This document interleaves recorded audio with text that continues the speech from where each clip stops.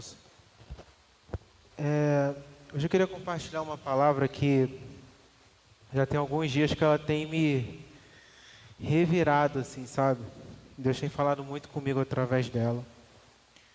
Porque quantas vezes a gente se pergunta, né, se tudo aquilo que a gente está fazendo, tudo aquilo que a gente está vivendo em Deus, é aquilo que Ele realmente espera de nós. Eu não sei se você parou já para pensar ou para se perguntar se tudo aquilo que você tem vivido, se tudo aquilo que você vive para Deus, realmente é de todo o coração.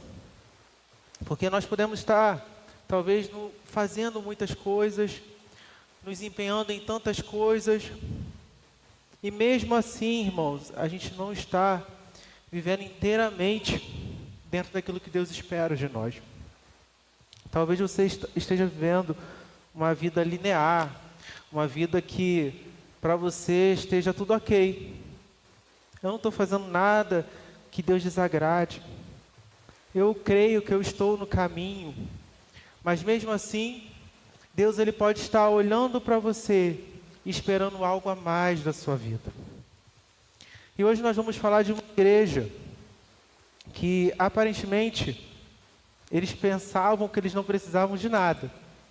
Sendo que quando Jesus olhou para a realidade daquela igreja, quando Jesus fez um raio-x daquela igreja, ele viu que, embora eles pensassem ter tudo, que eles achavam que eles tinham tudo, eles precisavam mesmo, era se entregar verdadeiramente para Ele. Aí eu queria ler com os irmãos, lá em Apocalipse, capítulo 3, nós vamos ler a partir do versículo 14.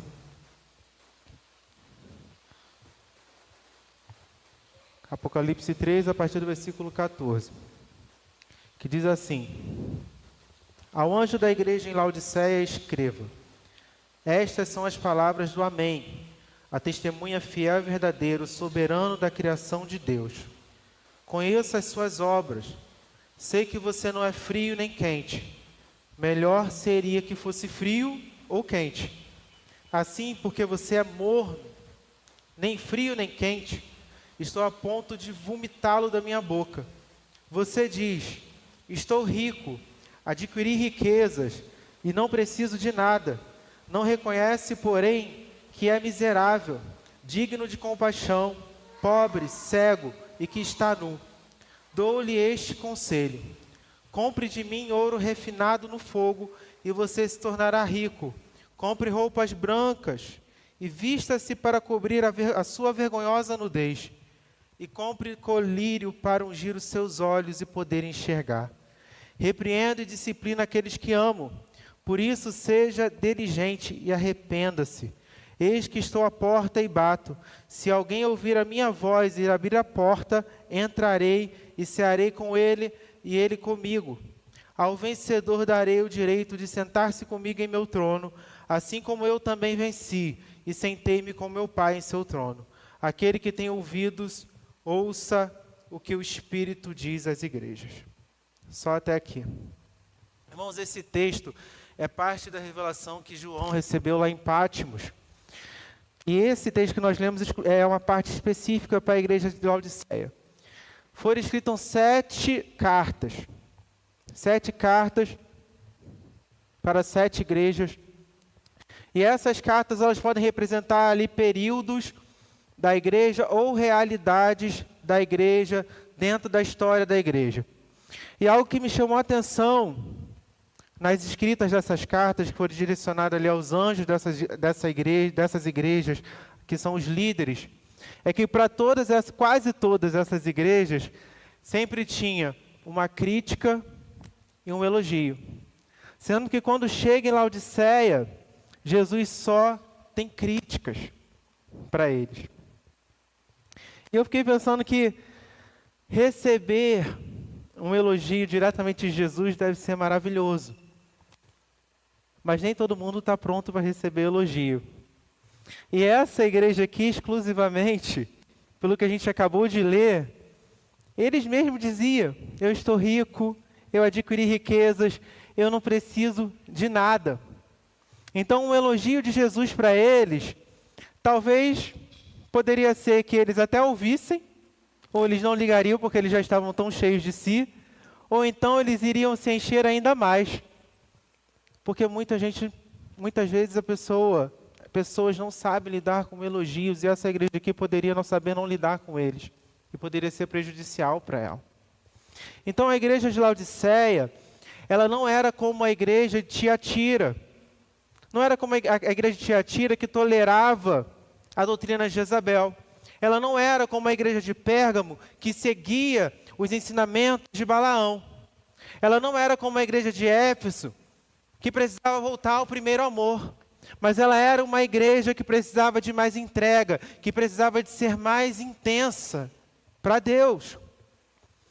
E para a gente entender isso, por que a igreja de Laodiceia, ela tinha esse comportamento, a gente tem que entender um pouco de como era o contexto em que ela estava localizada, a cidade que ela estava localizada, a realidade em que essa igreja vivia. Porque a cidade de Laodiceia, ela nem tinha esse nome.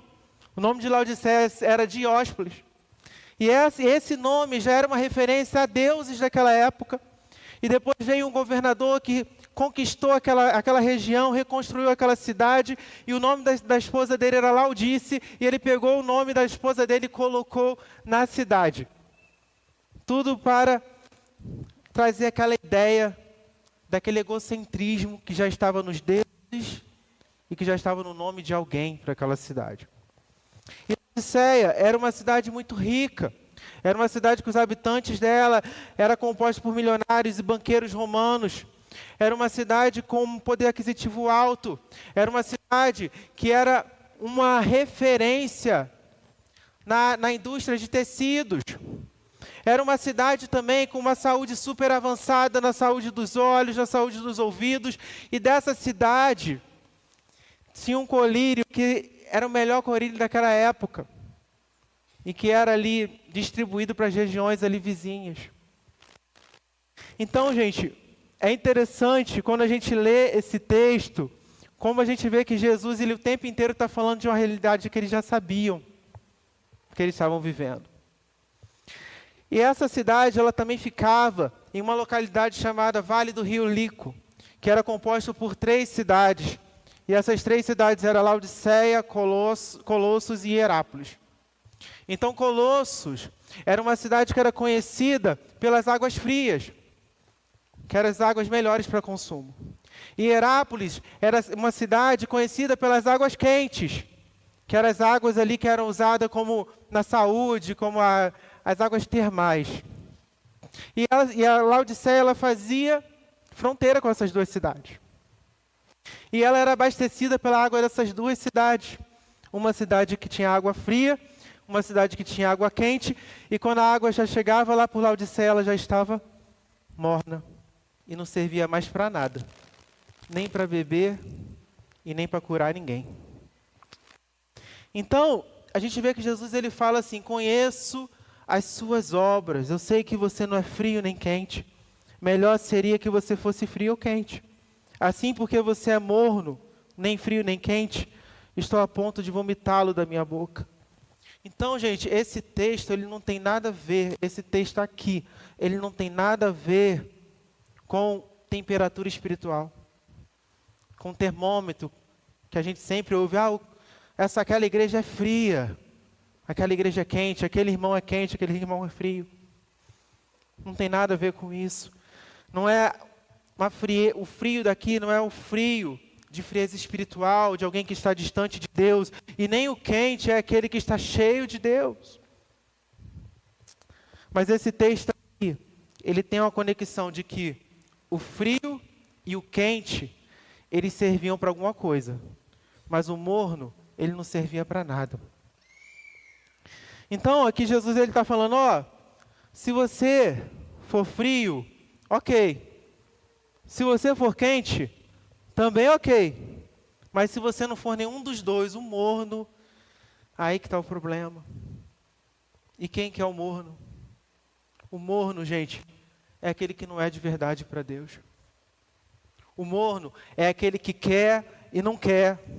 O morno é aquele que não tem uma vida completamente entregue para Deus.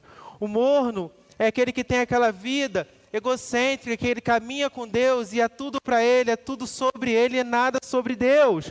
O morno é aquele que pensa que é autossuficiente, que pode tomar suas próprias decisões sem perguntar nada para Deus, porque ele acha que ele consegue tudo. Esse é o morno, ele não precisa de nada que preencha a vida dele. Esse é o morno. Então, o não ser intenso em Deus é a crítica de Jesus para essa igreja. E Jesus dá duas opções para ela: ou vocês sejam frio ou quente, mas morno não. Ou vocês vivam uma vida intensa, ou vocês vivem uma vida pela metade. E hoje eu queria falar um pouco sobre isso, sobre essa escolha. A escolha de uma vida intensa e verdadeira. É o tema dessa mensagem de hoje. Porque a gente observa aqui, irmãos, a maneira que Jesus ele começa a falar com essa igreja. A primeira coisa que ele fala é assim: eu conheço as suas obras. Então aqui, Jesus, quando eu li, eu logo pensei, essa igreja não é uma igreja parada. É uma igreja ativa. É uma igreja atuante. É uma igreja que está trabalhando. Mas ao mesmo tempo, ela está distante de Deus. E ela está tão distante que Jesus ele teve que usar ali um contexto geográfico, histórico atual daquela cidade para fazer com que eles entendessem que não bastava só ser uma igreja que trabalhava, uma igreja atuante, uma igreja que fazia algumas coisas que aprovava a Deus, mas que fosse uma igreja que vivesse intensamente para Deus e vivesse aquilo que o Senhor esperava dela. Que era isso que Jesus queria. E aí você pensa, será que é possível isso? Será que é possível eu caminhar com Deus, eu estar dentro da igreja, fazendo algumas coisas para Deus, e mesmo assim, o meu coração está distante de Deus? Lá em 2 Crônicas, 25, 1 e 2, fala aqui de um rei, o rei Amazias. E olha o que diz aqui na palavra: Amazias tinha 25 anos de idade quando começou a reinar, e reinou 29 anos em Jerusalém. O nome da sua mãe era Jeoadã, ela era de Jerusalém. Ele fez o que o Senhor aprova. Ele fez o que o Senhor aprova, mas não de todo o coração. Então é possível sim, gente. Você viver uma vida linear com Deus, você achar que está caminhando com Deus, e você está com o seu coração totalmente distante dele. Então essa escolha, ela está em nossas mãos. Ou eu escolho viver uma vida superficial e rasa com Deus, ou eu escolho viver intensamente com Ele. Porque se a gente não tiver cuidado, a gente começa a viver assim. Eu vou fazendo algumas coisas, eu vou me auto-sabotando de que está tudo bem, eu estou fazendo algumas coisas para Deus, Deus está se agradando de mim, sabe? E Jesus ele olha para você e ele sabe que você pode entregar mais. Ele sabe que você pode entregar. E você coloca limite. E você entrega uma parte, entrega só aquilo que você quer. E aí Jesus ele olha para você e faz o raio-x, igual ele fez de Laodiceia. Ele olha para a gente, nos conhece. E aí ele começa a mostrar para a gente o que está errado na nossa vida. Sendo que ele não vai usar, gente, coisas mirabolantes não. Ele vai usar a nossa própria vida para mostrar para a gente o que está errado. Ele não vai, sabe, a gente fica ali esperando, ai meu Deus, vai aparecer, vou ter uma visão. Não, ele vai pegar um exemplo prático da tua vida. São os seus relacionamentos, as suas atitudes, o seu comportamento, os ambientes que você frequenta, sejam eles físicos e virtuais. Porque quando você abre uma página lá, dependendo do que você entra, você está acessando aquilo ali. Naquilo que você lê, naquilo que você assiste. Tudo isso ele vai te mostrar ali onde está errado, para que haja mudança de vida, mudança de rota, mudança de direção e que nós possamos entrar no propósito dele. Então Jesus ele usou, gente, todo o contexto daquela cidade. Ele usou as águas, ele usou a riqueza que eles tinham, ele usou o colírio que eles tinham, porque era bem o que eles conheciam, para que eles entendessem qual que era a vontade dele para a vida deles. E hoje eu queria te fazer uma pergunta: qual o contexto da sua vida que Jesus ele tem falado com você? Qual o contexto que Jesus ele tem usado para falar com você, para que você entenda de uma vez por todas qual é a vontade dele? O que é aquilo que Jesus ele tem falado que você já sabe? É aquilo que você já sabe. Sabe que não é novidade, que não, você fica esperando, mas não é algo que você já sabe. Talvez a tecla que Jesus tem batido na sua vida seja a tecla do contexto familiar. Porque tem coisas que precisam mudar lá dentro da sua casa, no meio da tua família, no meio do teu casamento. Talvez a tecla que Deus tem batido na sua vida é a tecla de comportamento, porque Jesus ele quer mudar o teu caráter. Talvez a tecla que Jesus está batendo na sua vida é a tecla de disciplinas espirituais, porque Ele quer que você cresça nele. Então, esteja atento, porque Jesus ele vai usar dessas coisas que nós conhecemos, das coisas que nós sabemos. Sendo que, gente, a verdade é que quando é sobre nós, é muito difícil reconhecer e entender. É muito mais fácil a gente achar que tem um problema com alguém do que com a gente. É muito mais fácil achar que o nosso erro é por causa de alguém, não por causa de mim. Então, eu não sei se vocês já viram, né, às vezes tem uma palavra que está sendo ministrada e tem aquela pessoa que fica ali catucando a outra, ó, para você. Ou então, está ali ouvindo a palavra, fulano, ciclano, minha tia, minha prima, meu primo tinha que estar aqui porque essa palavra é para ele, mas às vezes é para a gente mesmo. É para a gente. Sendo que quando é sobre nós é muito mais difícil. E às vezes Jesus tem que usar dessas coisas que fazem parte da nossa vida para nos mostrar. Então, se você já percebeu que Jesus ele tem falado com você, atenda essa voz. Não perca a oportunidade de escolher o certo de uma vez por todas. Porque não tem jeito, gente. A gente vai ter que escolher o frio ou o quente. Porque o morno, ele vai ser vomitado. Ou escolhe a vida intensa em Deus, ou escolhe viver pela metade, uma vida de mornidão e correr o risco de ser vomitado, de causar ânsia em Jesus. Então escolha viver intensamente com o Senhor e desfrutar da presença dEle. E lá no versículo 17, Jesus começa a falar com eles. Você diz que estou rico, adquiri riquezas e não preciso de nada. Não reconhece, porém, que é miserável, digno de compaixão, pobre, cego e que está nu. A igreja de Laodiceia, eles se achavam se achavam autossuficientes, achavam que não precisava de nada. No entanto, Jesus ele diz para eles: vocês não reconhecem que mesmo vocês pensando que são alguma coisa, para mim vocês são infelizes, miseráveis, pobres, cegos e nus. Sabe? Para Jesus, Laodiceia era considerada pobre, mesmo ela se achando rica. Para Jesus, Laodiceia continuava cega, mesmo tendo a saúde avançada na área dos olhos. Para Jesus isso não valia nada. Para Jesus, ele considerava Laodiceia ainda como nu, mesmo tendo uma indústria forte na área de tecidos. E aqui mostra para a gente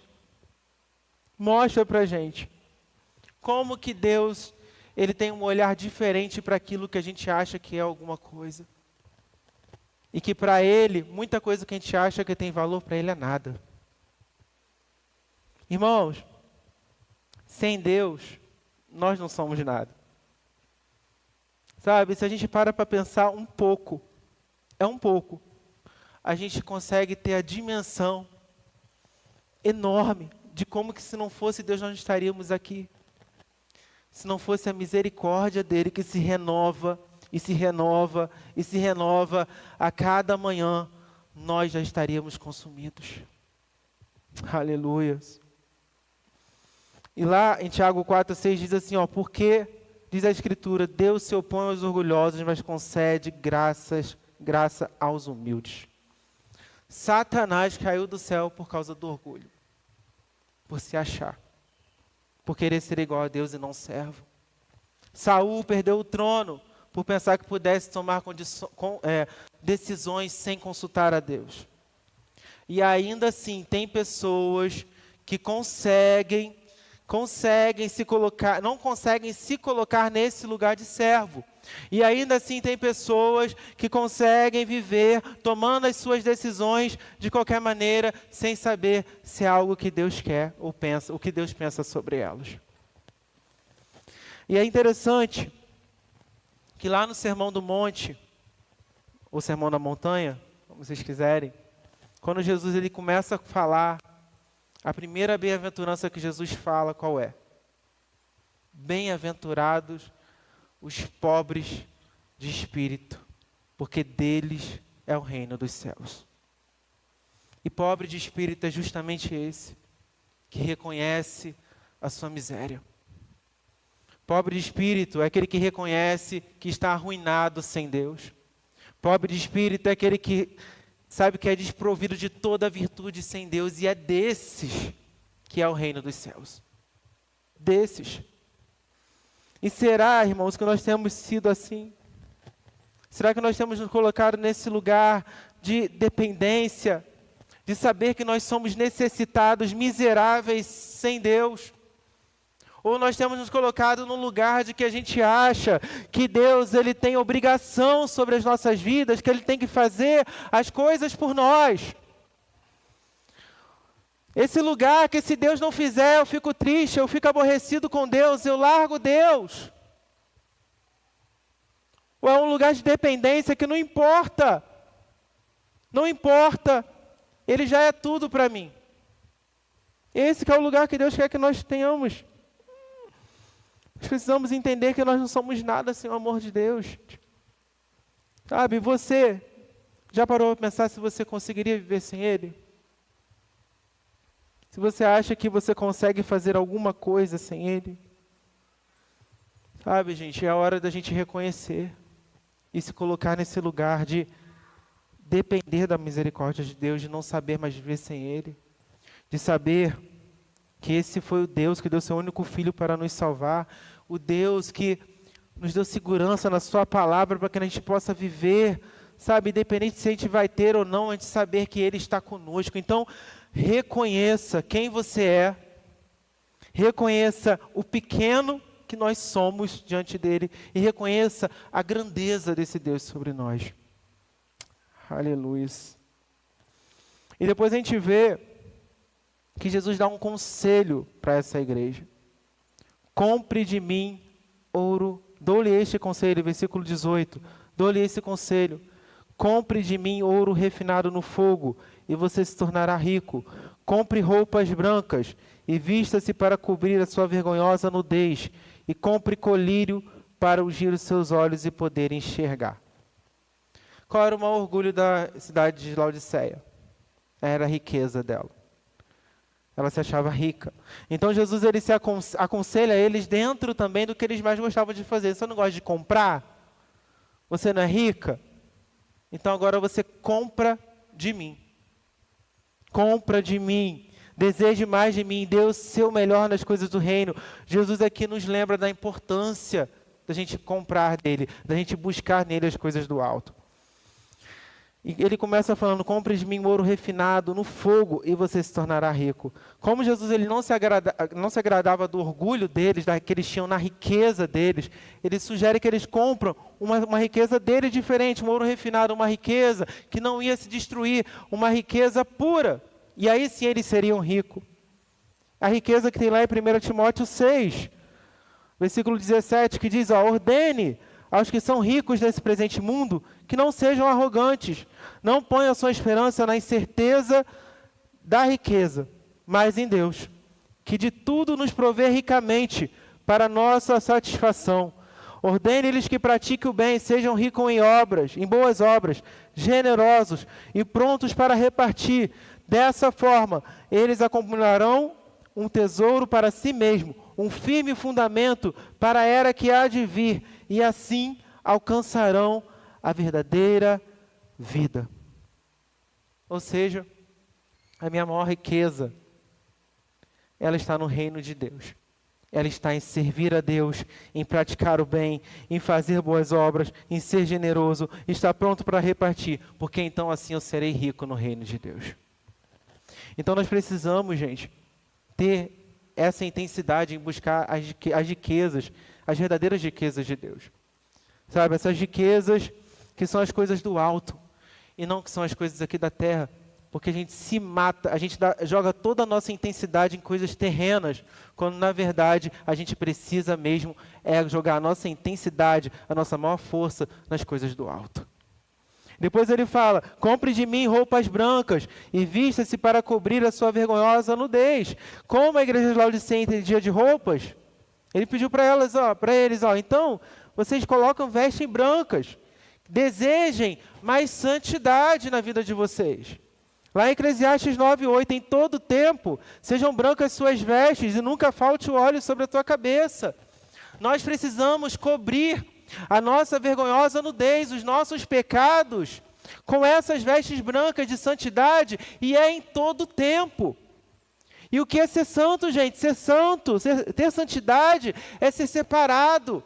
Não é ser um bitolado, não é ser um isolado, não, mas você ser separado, você estar no mundo, você viver no mundo e você não ser corrompido por ele, é você fazer a diferença, é o mundo olhar para você e dar testemunho de você, sem você abrir nem a sua boca.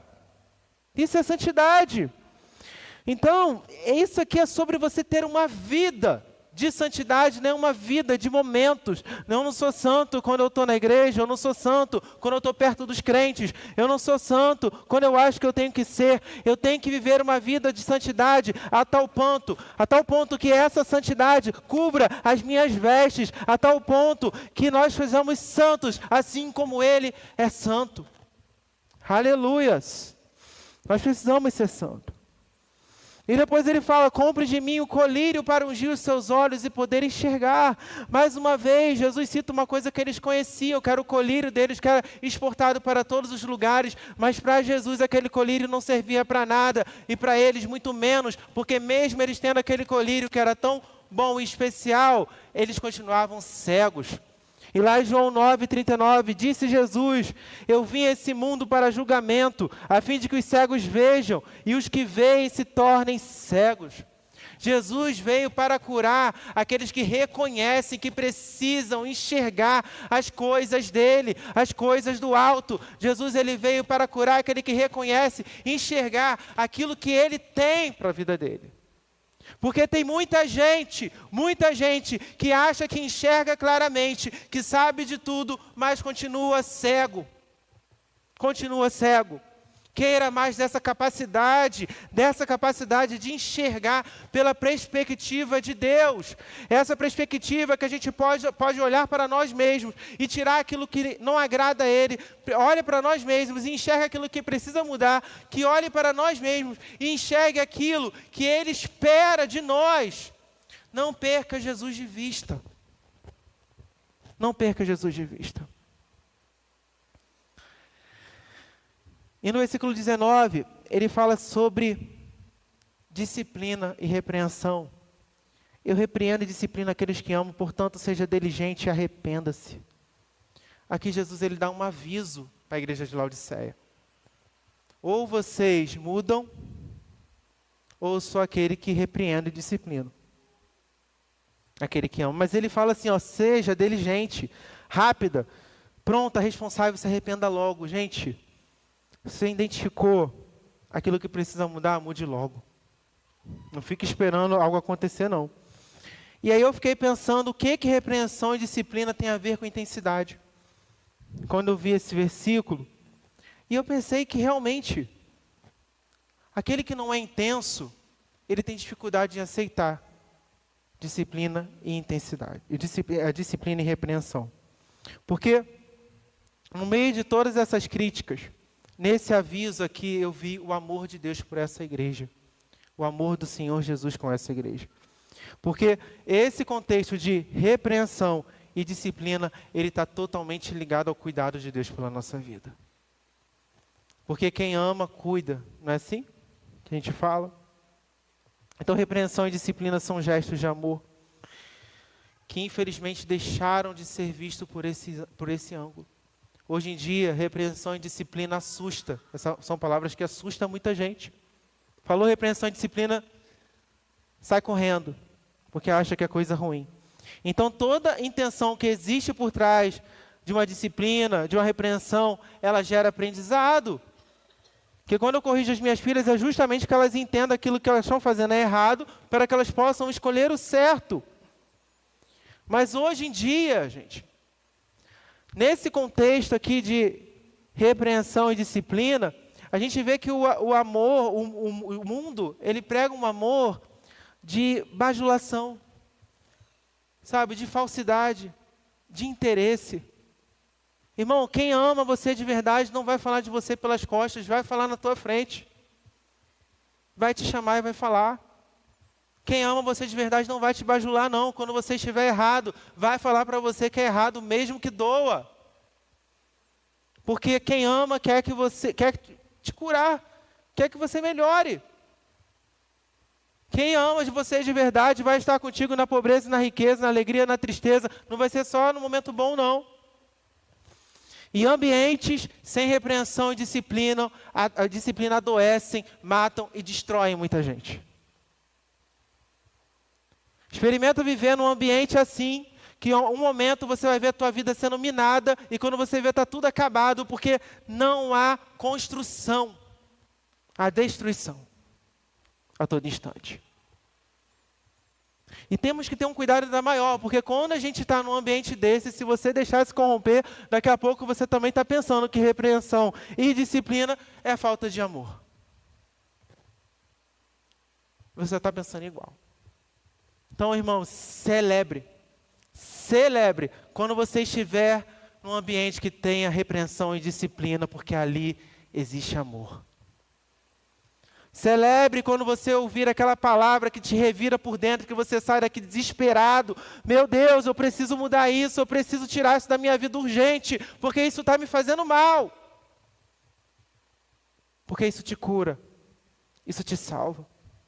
Celebre por pessoas que te chamam a atenção, que te chacoalham mesmo, que te colocam na parede, ou você muda isso, ou não sei não. Você precisa mudar. Porque essas pessoas são as que nos amam. Deus é um Deus de cuidado e disciplina, e Ele ama. Ele usa a disciplina como um gesto de amor. Então não despreze a disciplina do Senhor. E no versículo 20, estou concluindo já, ele fala assim: eis que estou à porta e bato. Se alguém ouvir a minha voz e abrir a porta, entrarei e cearei com ele e ele comigo.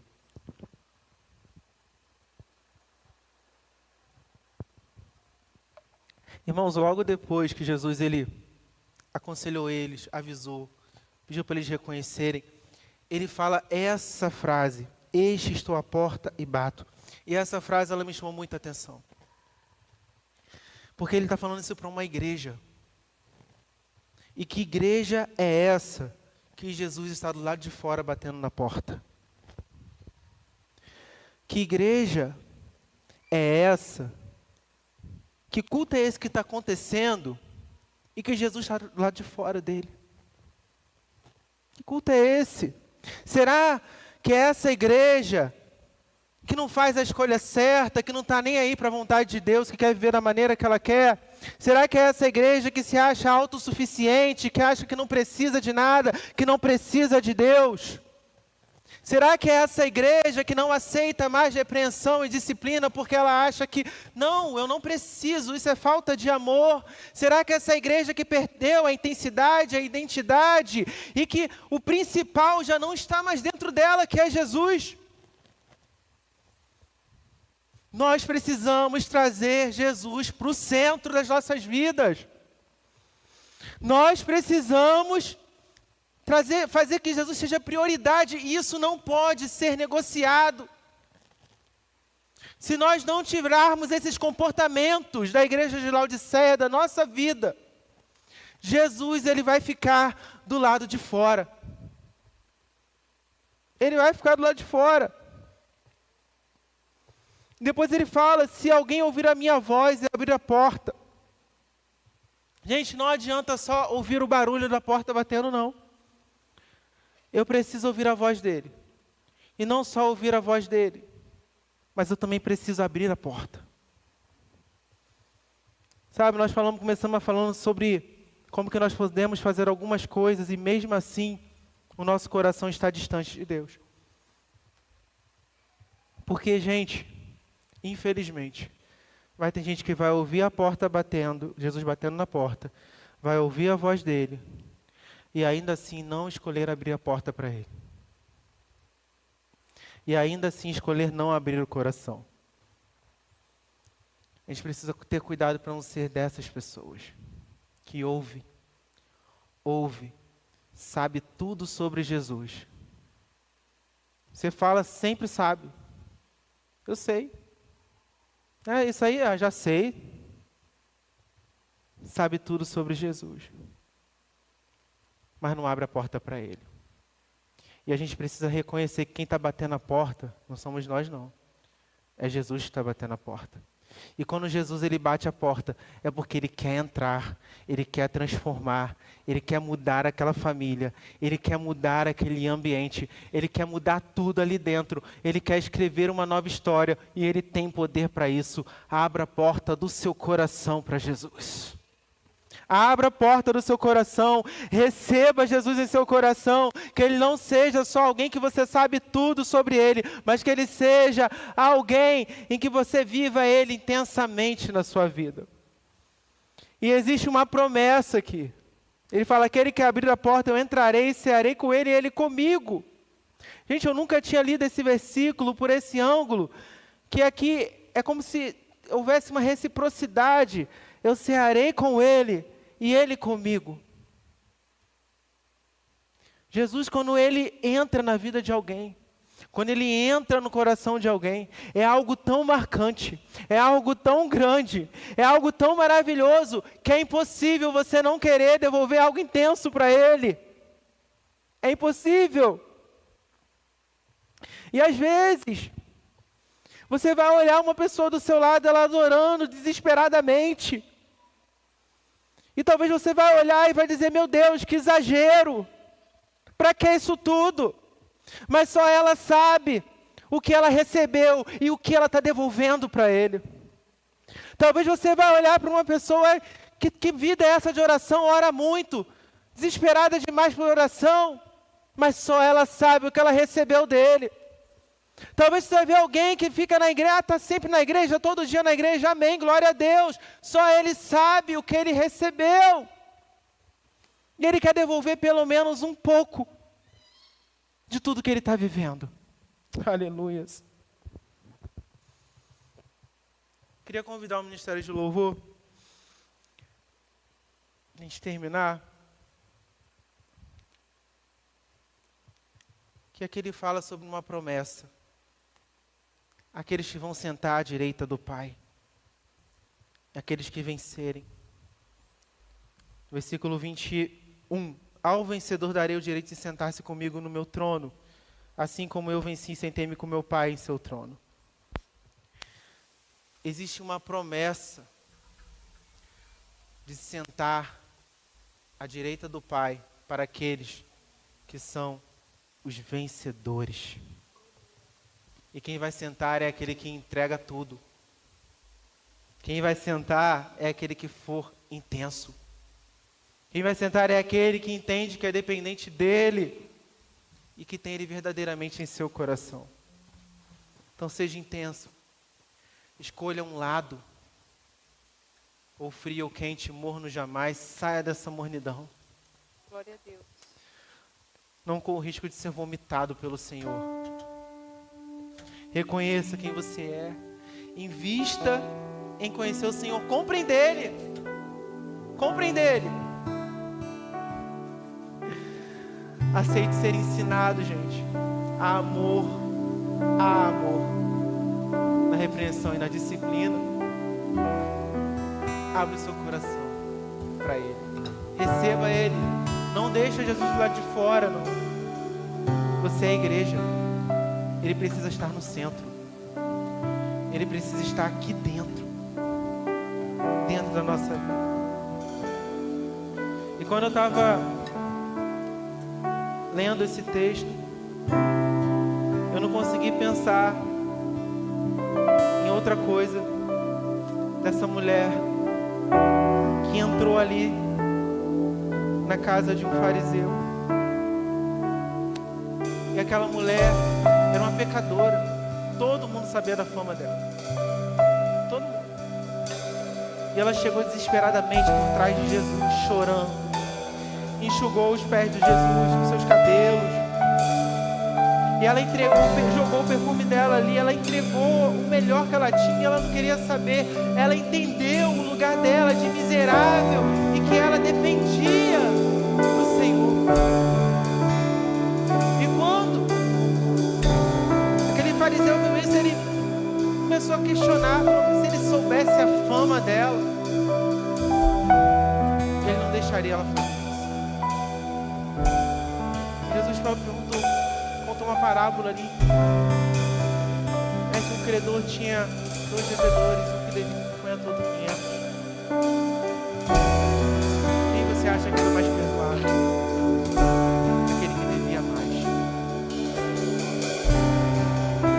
Dizendo que a sua intensidade, ela depende muito daquilo que você entende que você deve ao Senhor. Você sabe que Jesus, ele derramou o sangue dele por você, ele entregou a vida dele por você. Não tem mais nada, não tem mais nada que nós possamos fazer. Então nessa noite eu quero que você, ao cantar esse louvor, aquilo que você precisa escolher, você já sabe. E hoje nós sabemos, nós ouvimos sobre isso, nós vemos que Ele fala com a gente dentro daquilo que nós sabemos. Eu quero que você peça para Ele tirar, eu quero que você fique de pé nessa hora, eu quero que você entregue tudo. A gente falou sobre entregar tudo, então entrega tudo agora. Entrega tudo para Ele. Depois desse louvor, você entrega. Coloca diante dele. A tua escolha. Saia do chão. Reconheça quem Ele é. Invista nele. Abra seu coração para Ele. Não deixe Ele ficar do lado de fora. Aleluia.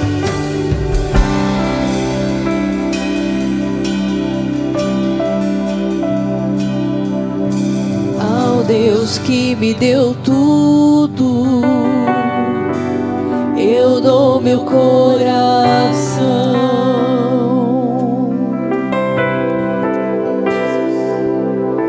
O perfume mais caro derramo aos seus pés.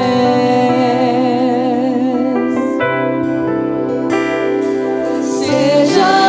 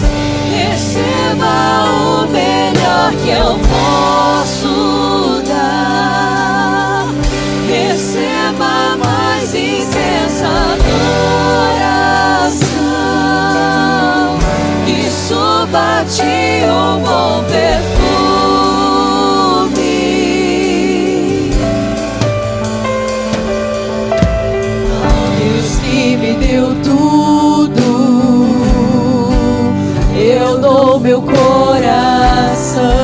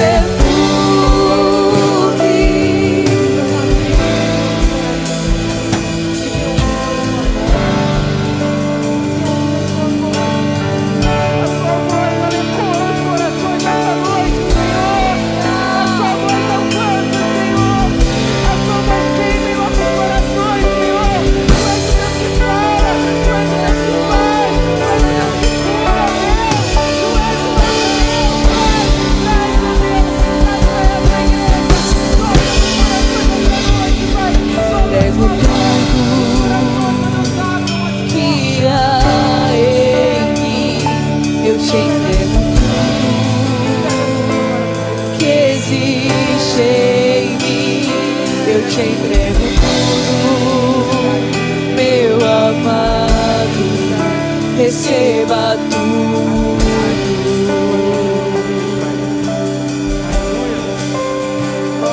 Eu te entrego tudo.